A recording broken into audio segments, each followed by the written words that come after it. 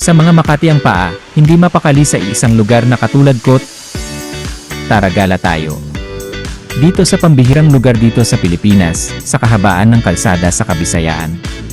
Alam nyo ba? Antigo talaga ang lugar na to.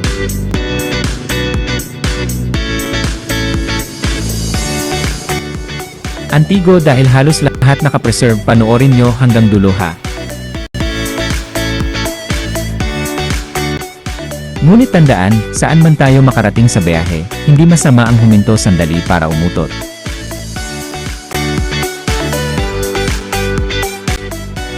Oh, di ba? Antigo na antigo. Pati na rin ang pagmumukha ng kung sinong namumunong politiko rito.